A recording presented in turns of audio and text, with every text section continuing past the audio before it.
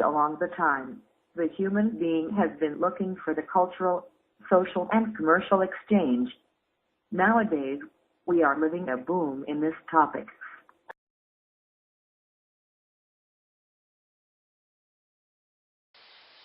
Since the end of the Second World War, the integration has become a very important subject for international relations. Even with the polarization that persists during the Cold War, each side had its own multinational organizations. During the Cold War, the regional organizations of the capitalist band were the NATO, ANZUS, and CIETO. In the socialist side, the organizations were the Warsaw Pact and the Comecon. I'm studying international affairs, having in mind that I will study a master's study in foreign policy. The international organizations are the most in common cooperation between countries and all organizations, taking in consideration that after the Second World War, the regionalisms start to grow up in order to find more and better control of the regional or international zone. However, in the last years, the integration phenomenon has taken a course more commercial and economic, originating big trading blocs such as NAFTA or Pacific Alliance. Economic integration is the unification of countries with the objective of strengthening its economies through free market, opening of borders, and a major participation of private sector in economic policies of the world. Free trading is an important topic for the countries that are highly interested in economic integration process. Actually, mostly of the countries are involved in this process.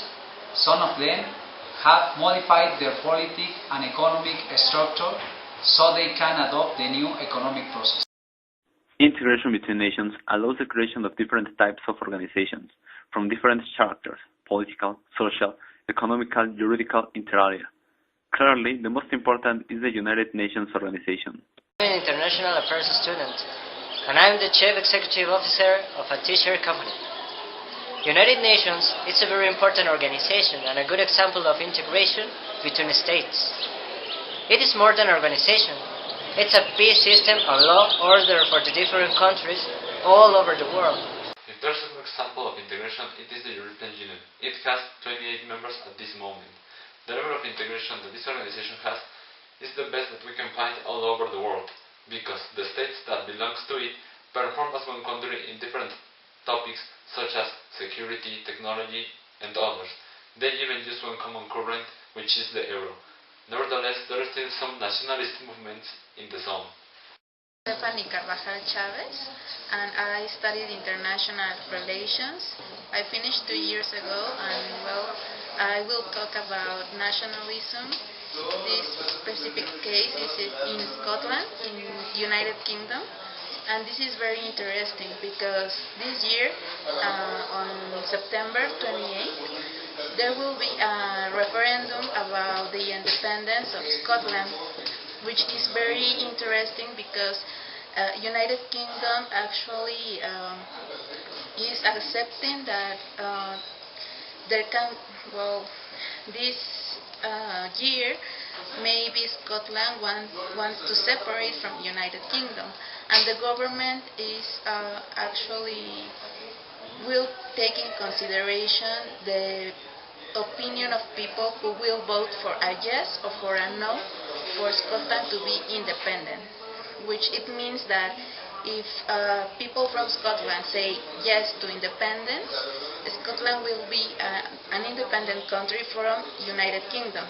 This is very it could be very important for the whole European Union because we know that it's not the only case in Europe.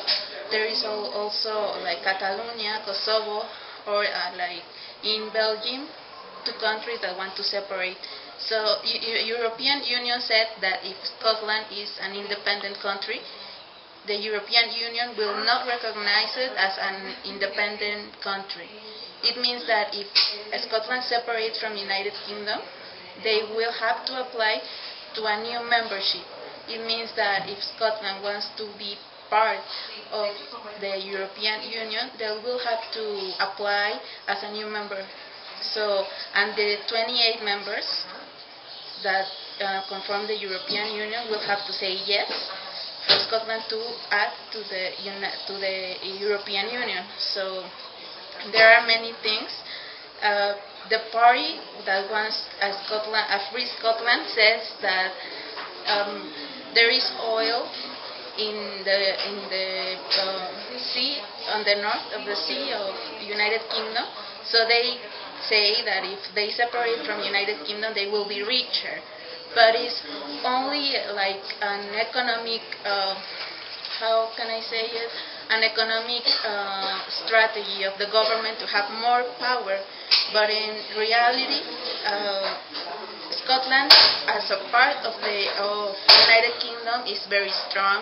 They are also part of United Nations, of many other very important groups.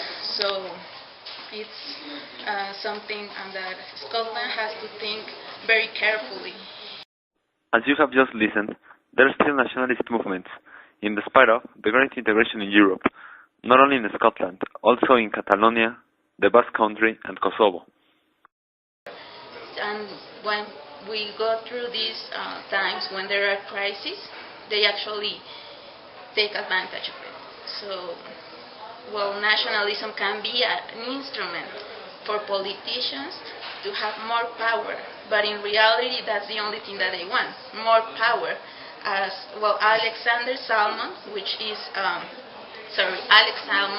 is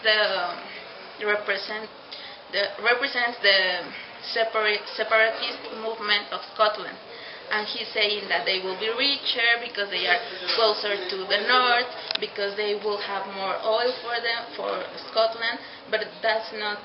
They have to take in consideration many things, not only if they will be richer or not.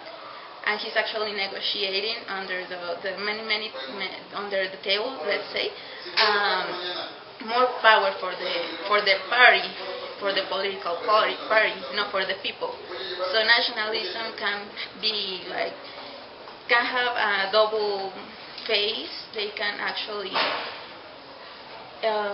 how can I say it?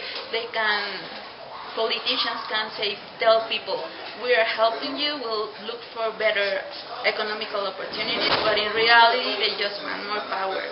So in this case, nationalism can be an instrument, a geopolitical instrument for politicians, and people have to take into consideration that they need to think about many things, especially when they are part of countries that are recognized as United Kingdom.